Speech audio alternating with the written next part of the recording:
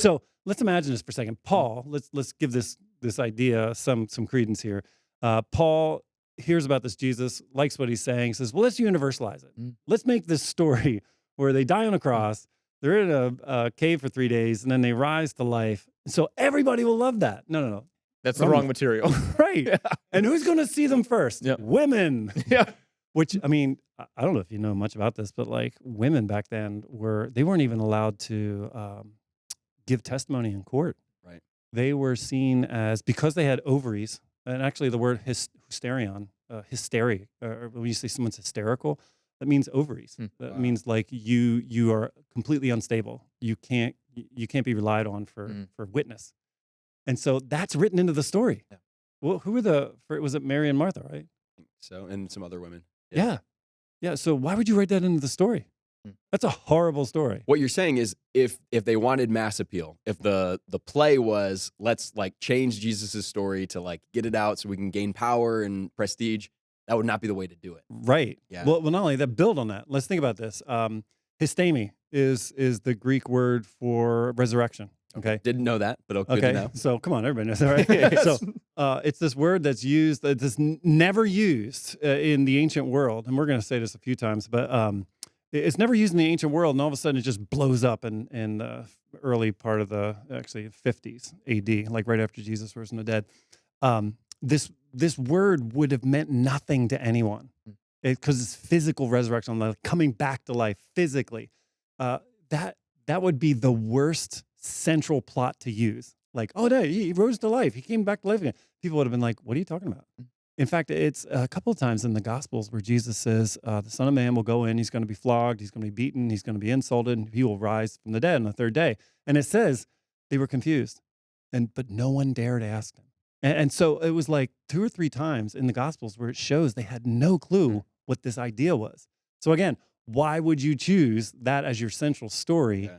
And make it like a mass appeal when nobody's asking that question? And it also feels to me, John, like just the teachings of Jesus that you see that's in the Bible that we have today, that doesn't seem like a great place to begin if you want to gain power. Right. You know, like what Jesus teaches about being a servant to all. The early church was known for like taking care of orphans and starting hospitals. Right. That's not like a system that's going to gain you like great wealth and great power. Right. Well, that's a really good point because, I mean, when you think of it, they weren't, you know, we think of today, like these pastors are wearing like $800 shoes and getting book deals and all that. Preachers with sneakers. Nonsense. Yeah. What is that again? I think it's like a Instagram or something where people post pictures of preacher sneakers. Oh my god! And they look them up. They try to look up how much they cost. And like I follow it, and I haven't seen you on there yet, John. No, so no. I was gonna say I purposely buy like those Amazon like $12 shoes or whatever. Amazon basic shoes. Yeah. Seriously, I purposely don't do hate that. on Amazon, man. They work. I do. Someone actually said to me one time, they're like, well, you know, we know you guys wear makeup when you preach on stage. And I was like, what are you talking about? I'm like, no, we don't. He's like, yeah, I can see. I'm like, no, we don't. And then he had this big conspiracy theory about what we were doing. But my biggest dad thing right now, I have to admit, is sneakers that I can just slip on without having to tie the shoelaces. No tying. And my wife is calling me a dad now because that's what I'm excited about. It's not what they look like. It's that I can jump into them with one movement and I'm ready to roll. Yeah. It's awesome. So yeah, call your dad, just call you smart. Yeah. Thanks, man. Appreciate it. But what you're saying is the version of Christianity that's like this prosperity gospel thing where you make money off of Christianity. That's not what Jesus teaches in the Bible. Well, and not only that, but like his early followers, they didn't have book deals. Right. You know? Like, they weren't like, oh, okay, well, then I'm just going to change the story a little bit and I'll have this massive following. No, in fact, the story that if they chose to make a story up, first of all, it's a horrible story for the Romans, Greeks, and Jews. Okay. Women being primary witnesses of it, horrible story back then. I'm not saying in general, just back then. This idea of resurrection wouldn't have appealed to anybody because they weren't even looking for it. They didn't even have a category for it in their heads. It wasn't like they were secretly wishing that they all could be raised to life one day. This was a revolutionary teaching. It was different. And then on top of that, if you're to go out and talk about this thing, got you whacked. You know what I mean? Like there was no way that anybody was claiming any kind of influence. They were all poor. They were beat up and eventually died. I mean, some got their heads cut off. Some were crucified upside down. I mean, it was horrible. And that's usually what I hear is that the apostles, those like 12 guys that ran with Jesus, maybe some others nearby, they were seeking power. And so they made up this story with Paul. Yeah. But what you're saying is they all died terrible deaths. Oh, yeah. Yeah, And 100%. in the stories about them, like Peter, he didn't look too good. Like there's some stuff in there about them being like doubting and unbelieving.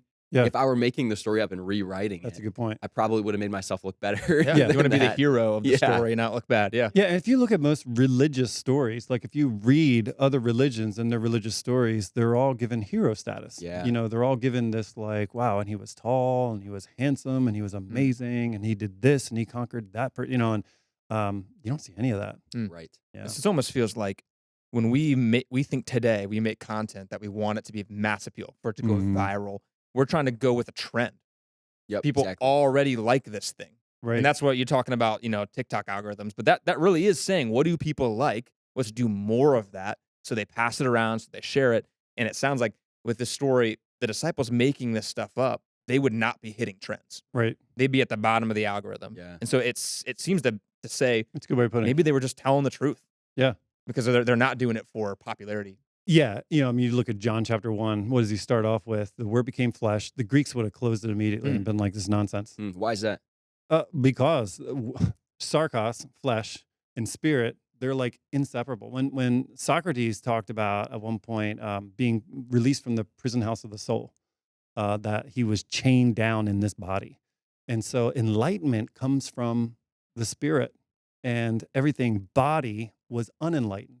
I mean, in fact, later on, we can talk about this later, but like the Gnostics developed this even further in saying that God himself never created this world because he couldn't have any touch with it.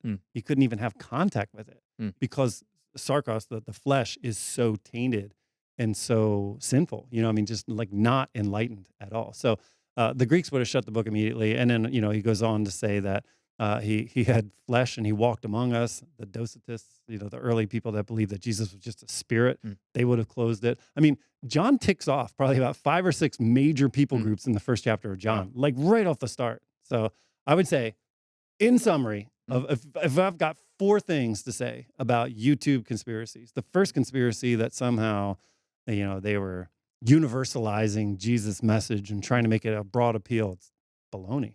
Yeah, 100%.